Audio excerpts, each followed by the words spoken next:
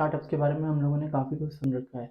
उसके अंदर ये भी है कि स्टार्टअप जो हैं अर्ली स्टेज के अंदर आईपीओज़ लेके आते हैं, और जो आईपीओज़ होते हैं, जो अपने शेयर्स वगैरह होते हैं, वो लाकर रिटेल इन्वेस्टर पे थोप दिए जाते हैं। उससे क्या होता है कि सर्टेन स्टेज के ऊपर, जैसे पेटीएम की वैल्यूएशन हुई कि हर पेटीएम का आईपीओ आया, तो उसके अंदर जो उसकी कॉस्टिंग थी वो शेयर की बहुत ज़्यादा थी, और एकदम से जब लिस्ट हुआ उसके बाद में आज की डेट के अंदर वो 70% डाउन हो गया।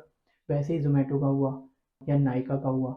तो आप लोगों को ये तो पता ही है कि भैया ये लोग कंपनियां जो हैं स्टार्टअप लेके आती हैं, टेक स्टार्टअप्स होते हैं और काफ़ी अच्छा रेवेन्यू दिखाती हैं, और फिर उसके बाद में जब आईपीओ लेके आती हैं तो एकदम से पंप और डंप हो जाता है। कि पहले तो इनके आईपीओ का जो ग्रे मार्केट प्रीमियम होता है वो बहुत अच्छा होता है। आप ग्रे मार्केट वेबसाइट्स पे देखेंगे तो आपको दिखाएंगे कि भैया बहुत अच्छा रेवेन्यू है और बहुत अच्छा प्रॉफिट है। उसके साथ में ये दिखाएंगे कि इसके ऊपर ग्रे मार्केट प्रीमियम जो है ये चल रहा है, मतलब अगर 14,000 रुपये का लोट है आईपीओ का, तो उसके ऊपर जो है आप 17% 18% 19% गेन कर सकते हैं। लेकिन इनकी रियलिटी क्या होती है, आखिर में आकर ये एकदम से डम के हो जाते हैं। पहले तो इतने अच्छे जोर शोर से मार्केट में पंप चल रहा होता है, फिर डम हो जाते हैं।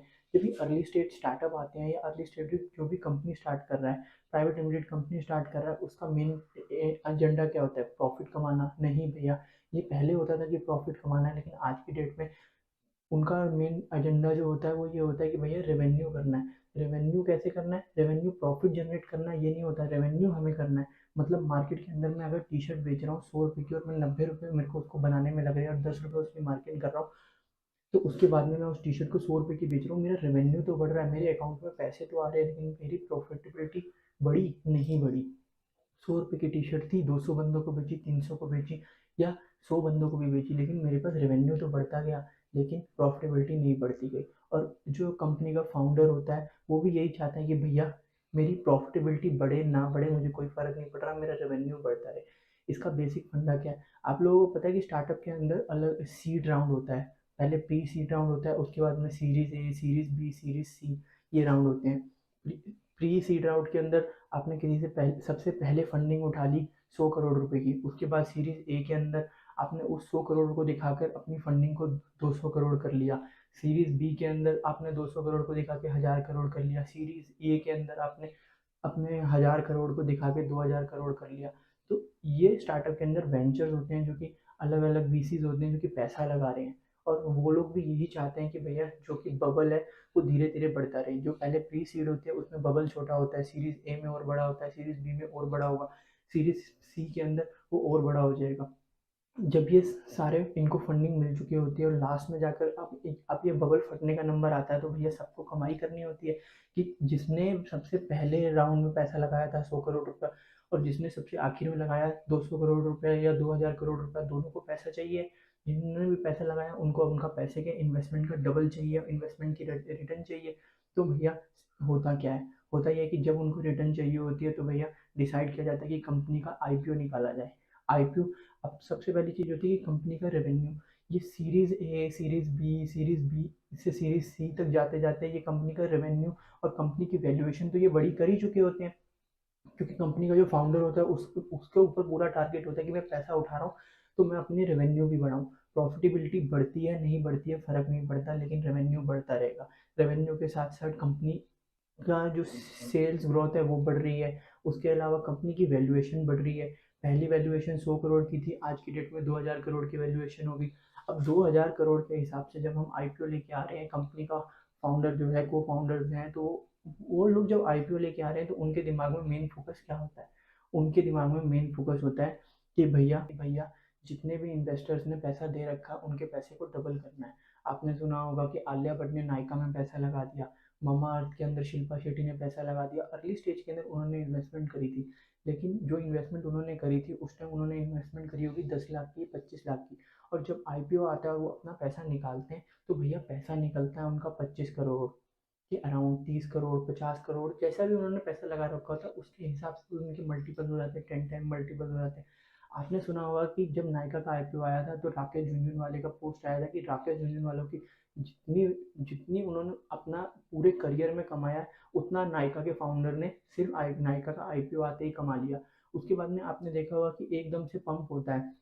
काफ़ी सारी ऐसी कंपनियां होती हैं कि भैया जो कि आईपीओ को पैक पंप करने का काम करती हैं। आईपीओ होने से पहले ग्रे मार्केट में प्रीमियम बढ़ जाता है, premium day by day increase होता रहता है, उसके लिए भी ये जो को फाउंडर्स होते हैं भैया अच्छा खासा पैसा लगाते हैं, तभी जाकर वो अलग अलग जो जितनी कंपनियां होती हैं कि उन्होंने आईपीओ का ग्रे मार्केट बताना है कि मार्केट के अंदर उस शेयर की कितनी प्राइस है, तो उस हिसाब से वो कंपनियां प्राइस बताती हैं कि ये इन्वेस्टर इन्वेस्ट कर रहा है, वो इन्वेस्टर इन्वेस्ट कर रहा है, ये कंपनी इन्वेस्ट करेगी, उस हिसाब से भैया उस मार्केट के अंदर उस आईपीओ का ग्रे मार्केट डिसाइड होता है। अब ग्रे मार्केट आने के बाद में जिस भी बंदे ने, जैसे किसी ने 25,000 रुपये लगाए थे अर्ली स्टेज में, तो आईपीओ आते ही उसका ग्रे मार्केट की वजह से उसका प्रीमियम बढ़ा, और जो रिटेल इन्वेस्टर होते हैं वो भी खरीदने के चक्कर में होते हैं। एक इन्वेस्टर तो वो होता है कि जो खरीद रहा है शेयर, और एक इन्वेस्टर वो होता है जिसको आईपीओ नहीं लगा है, तो वो एट प्रेजेंट टाइम सोचता है कि मैं थोड़ा सा प्रीमियम मेरे को हो जाएगा या लॉन्ग टर्म के लिए बाय कर लेता हूँ, वो उसी टाइम ही खरीदता है जैसे ही लिस्ट होता है। तो भैया यही पूरी गेम रहती है, और उस टाइम वो खरीद के वो फंस जाता है। अब 700 रुपये का या 1700 रुपये का शेयर एकदम से देखने को आपको मिलेगा कि भैया वो 500 रुपये का रह गया 1700 वाला, या 700 रुपये का 100 रुपये का रह गया। तो यही पूरी थ्योरी होती है पम्प और डम की। आप लोगों ने नायका का हाल देख लिया, पेटीएम का हाल देख लिया, जोमेटो का हाल देख लिया, ये नए स्टार्टअप है, टेक स्टार्टअप है, कि भैया इनको जो फंडिंग होती है ना अलग अलग कंपनी से मिल रखी होती है, अलग अलग बैंक्स वगैरह से मिल रखी होती है, जो इन्वेस्टर्स होते हैं उनसे मिल रखी होती है, और ये इतना बड़ा हो चुका नहीं है, रियलिटी में हम देखेंगे तो इनकी प्रॉफिटेबिलिटी कुछ नहीं होती।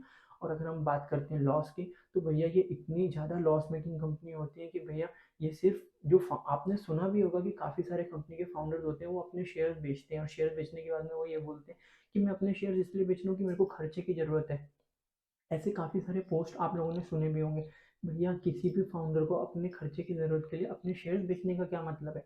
ये एक सब फेक स्टोरीज होती हैं, ये पंप और डम का होता है। और अगर हम बात करें कि सेबी इनके ऊपर रूल रेगुलेशन नहीं ला रही है, या सेबी इनको कंट्रोल नहीं कर पा रही है, सेबी बहुत कोशिश कर रही है इस चीज़ को कंट्रोल करने की, लेकिन ये चीज़ हो नहीं पा रही है, बिकॉज जो काफ़ी सारे बैंक्स होते हैं जैसे मॉर्गन स्टेनली है, अब ये लोग पहले से अपनी रिपोर्ट देते हैं कि भैया ये आईपीओ आ रहा है, इनका ग्रे मार्केट क्या है, तो ये लोग पुराने हैं और ये लोग वैल्यूएशन कर रहे हैं किसी कंपनी की, तो भैया ये बहुत लोगों को लगता है कि ये बहुत अच्छी वैल्यूएशन कर रहे हैं, लेकिन पहले ही जब कंपनी आ रही होती है मार्केट में, प्रॉपर अपनी चार्ट्स वगैरह बना रही होती है और अपने आप को आईपीओ लाने की तैयारी कर रही होती है, वो इतना पैसा खिला चुकी होती है मार्केट के अंदर, इतनी न्यूज़ हो चुकी होती है कि भैया उनकी हाइप ऑलरेडी क्रिएट हो चुकी होती है। आपने देखा जब ममा अर्थ का आईपीओ आ रहा था, तो आईपीओ आने से पहले मार्केट के अंदर उसकी न्यूज़ आ गई कि आईपीओ आ रहा है, आईपीओ के अंदर इतना ग्रे मार्केट होगा, इवन ममा अर्थ की एडवर्टाइजमेंट भी स्टार्ट हो गई थी, अलग अलग जगह अलग अलग एडवर्टाइजमेंट्स आ रही थी। कभी किसी यूट्यूबर के साथ में कोलिब्रेशन कर रहे हैं, वो प्रोडक्ट सेल नहीं कर रहे, वो ममा अर्थ के नाम के पीछे कर रहे हैं, प्रोडक्ट तो उनके सेल हो ही रहे हैं। और हाँ, ममा अर्थ की अगर सेल भी थी तो वो कोविड से पहले थी कि भैया, या कोविड तक थी कि कोविड की वजह से सारे ऑफलाइन स्टोर्स जो है वो बंद हो गए थे, तो ऑनलाइन सेल्स बढ़ गई थी, लेकिन जैसे ही ऑनलाइन सेल्स सेल्स खत्म हुई, वैसे ही लोग जब स्टोर्स पे जाने लगे तो उनकी सेल भी घटी है। काफ़ी सारे स्टार्टअप्स हैं जो कोविड के टाइम बढ़े हैं, जो ऑनलाइन स्टार्टअप्स हैं, कि काफ़ी सारे लोग जो हैं ऑनलाइन बहुत ज़्यादा चीज़ें खरीद रहे थे, लेकिन एकदम से जैसे कोविड की रिस्ट्रिक्शन हटी, तो वैसे ही जो टेक स्टार्टअप्स थे वो एकदम से डूबने भी स्टार्ट हो गए, क्योंकि सब लोग हमेशा ही ऑनलाइन सामान नहीं खरीदेंगे, वो ऑफलाइन पे वापस आएंगे। लेकिन ये कंपनी के को फाउंडर्स को पता था कि ये सर्टन टाइम में जो कर सकते हैं, उन्होंने अपना रेवेन्यू दिखा के बहुत मार्जिन कमाया, और उसके बाद में अपने आईपीओ को लाकर रिटेल इन्वेस्टमेंट में ठोक दिया। फॉर एग्जांपल आप ये ले लो कि एसएमई आईपीओ होते हैं, स्मॉल कंपनी के जो आईपीओ होते हैं, इवन वो भी जो आते हैं वो उनकी कंपनियों का रेवेन्यू बहुत कम होता है, और उनको पता है कि भैया हम लोगों को मार्केट के अंदर अपनी कंपनी को लिस्ट करना है, तो वो भी अपने इन्वेस्टर से जो शेयर होती हैं वो जाके रिटेल इन्वेस्टमेंट पर ठोक देते हैं, और रिटेल इन्वेस्टमेंट फंस जाते हैं। इवन मैं खुद एक बार ऐसे सीन में फंस चुका हूँ कि मैंने S M I P O buy कर लिया, बाय करने के बाद में 1.5 लाख का लॉट होता है, या 1,20,000 1,16,000 का लॉट होता है, और उसके ऊपर ग्रे मार्केट प्रीमियम बताता है 50,000 60,000 15,000 20,000। मैंने बाय कर लिया, उसके बाद में जब मैंने वो बाय कर लिया तो आज भी वो मेरे ग्रो के अकाउंट में पड़ा हुआ है, बिकॉज मैंने वो बाय तो कर लिया, उसके बाद में उसकी वैल्यूएशन भी कम हो गई, उसका प्राइस भी कम होता गया, प्रॉफिटेबिलिटी दी नहीं, लेकिन प्राइस और कम हो गया, क्योंकि वो बिक नहीं सकता इतनी आसानी से, क्योंकि मार्केट में अगर उसका खरीदार होगा तभी तो वो बिकेगा, खरीदारी नहीं है। आज वो मेरे अकाउंट में पड़ा हुआ है, 1,30,000 रुपये अप्रोक्सीमेटली मैंने लिया था, आज उसकी वैल्यू 90,000 के करीब है। इसको बोलते हैं पंप एंड डंप। वैसे ही मैं पेटीएम के टाइम पे मेरे को आईपीओ लग गया था, मैं खुश हो गया कि यार मेरे को आईपीओ लग गया, लेकिन हुआ क्या, जैसे ही पेटीएम का आईपीओ लगा लिस्ट हुआ, वो पहले ही लॉस में था, उसके बाद में अगर मैंने उसको होल्ड किया वो और लॉस में आ गया, तो मुझे समझ में आ गया कि भैया मेरा पैसा तो गया। तो नुकसान तो हुआ, चाहे 30% हुआ, चाहे 10% हुआ, चाहे 20% हुआ। ऐसे ही काफ़ी सारे रिटेल इन्वेस्टमेंट्स का भी नुकसान होता है कि वो रख लेते हैं, किसी का येस बैंक में हुआ, किसी का पेटीएम में हुआ, किसी का जोमेटो में हुआ, किसी का नायका में हुआ। लेकिन फ़ायदा किनका हुआ? जिन्होंने पहले इन्वेस्ट किया था। कि आलिया भट्ट ने नायका के अंदर इन्वेस्ट किया था, उसके पैसे डबल हो गए। तो इस चीज़ को ध्यान रखो कि हमें इस चीज़ से बचना है, ये अर्ली स्टेज स्टार्टअप से बचना है। स्टार्टअप का फंडा ना, अगर हम ये सोचते हैं कि भैया स्टार्टअप के जो को फाउंडर है वो हमारे ऊपर क्या ऐसा हमारे को क्या नुकसान दे सकते हैं, वो हमारी वेल्थ को ही खराब कर रहे हैं भैया। हम नॉर्मल इंसान हैं और हमारी वेल्थ को डे बाई डे खराब करते जा रहे हैं सिर्फ बेवकूफ़ बना के। मार्केट में एक ब्रांडिंग एक ऐसी चीज़ हो गई है कि गलत हाइप बनाई जाती है। अब कोई भी प्रोडक्ट आ रहा है, उसकी सेल है या नहीं है, लोग उसे पसंद करते हैं नहीं करते, लेकिन आपके दिमाग में एडवर्टाइजमेंट और ब्रांडिंग के जरिए उसको डाल दिया जाएगा। डालने के बाद में वो आपके सराउंडिंग में दिखती रहेगी, दिखती रहेगी, दिखती रहेगी, तो आपका भी मन करेगा कि हाँ यार, ये तो बहुत बड़ा ब्रांड है, मार्केट के अंदर आने वाला है। आप ज़रूरी नहीं है कि वो प्रोडक्ट आपके सामने आ रहा है तो आपने कभी उस प्रोडक्ट को यूज़ किया, लेकिन आपके सामने उसका ब्रांड तो आ रहा है कि हाँ यार, मैंने वो ब्रांड देखा था। जैसे आप मैगी को ही ले लो, अगर गलती से आप मैगी ले रहे हो, मैगी के प्रोडक्ट्स मार्केट में आए, तो आपका विश्वास ऑलरेडी बना रहेगा कि हाँ, मैगी का तो मैंने मैगी का नाम सुना है, मैगी की सॉस सुनी है, मैगी का वो सुना है। उसने कोई बेकार सा प्रोडक्ट भी डाल दिया ना मार्केट के अंदर, मैगी का है तो आपकी शेल्फ पे पड़ा हुआ है, आप उसे उठा लोगे। आप ये नहीं सोचोगे वो वर्थ इट है या नहीं है, क्या प्रोडक्ट काम का है या नहीं है, लेकिन आपने मैगी का नाम देख के ही उठा लिया कि मैगी का नाम तो मैंने सुन रखा है। वैसे ये स्टार्टअप्स के साथ होता है कि वो अपनी मार्केटिंग इतनी कर देते हैं कि आपने कभी उसका प्रोडक्ट यूज़ किया है नहीं किया, लेकिन जब उसका आईपीओ आ रहा है तो आपके दिमाग में हाँ यार, इसका नाम तो सुन रखा है, मार्केट के अंदर इसकी डिमांड भी है। बस इसी चीज़ को देख के आप आईपीओ के अंदर इन्वेस्ट कर दोगे, और आईपीओ के अंदर इन्वेस्ट करने के बाद में भैया पंप और डंप वाली चीज़ हो जाती है कि प्रॉपर मार्केटिंग है, प्रॉपर ब्रांडिंग है। ये लोग जब आईपीओ डाल रहे हैं तो भैया इनकी मार्केटिंग और ब्रांडिंग भी बहुत अच्छे लेवल पे होती है, बहुत ज़्यादा अच्छे लेवल पे।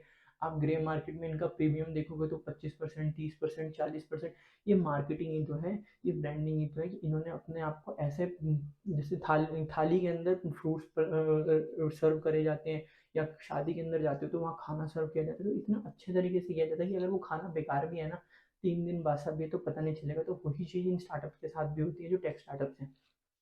ये अपने आप को इतना अच्छा रिप्रेजेंट कर रहे हैं कि हम लोगों को समझ ही नहीं आता, और भैया हम लोग इनको लेने के लिए बेकरार रहते हैं, ये वर्ड बोल सकते हैं, और ये लेने के बाद में हम फंस जाते हैं। तो इस चीज़ों से बचो, इन चीज़ों से हम लोगों को ही बचना है। पहले प्रॉपर रिसर्च करो, उसके बाद में ये देखो ये स्टार्टअप है, इन्होंने किन किन से कैसे कैसे फंडिंग उठाई है, इनका रेवेन्यू क्या है, इनकी सेल्स क्या है, और इनके प्रॉफिट क्या है। प्रॉफिट के बाद में भैया इनके ऊपर डेट कितना है। नहीं, लोन तो ज़्यादा नहीं ले रखे, क्योंकि काफ़ी सारे स्टार्टअप में तो लोन भी ले रखे हैं, सर्वाइव करने के लिए लोन लेने ही पड़ते हैं। बायजूस का हाल देख लो, भैया वैल्यूएशन करे जा रहा है, और वैल्यूएशन के साथ साथ फंडिंग उठाया जा रहा है, और उससे इन आप ये देख सकते हो कि कंपनी का खर्चा पानी चल रहा है। अगर हम बात करें प्रॉफिटेबिलिटी की तो नहीं है, और रेवेन्यू की तो है, लेकिन वो जो रेवेन्यू है वो भी लॉस में जा रहा है।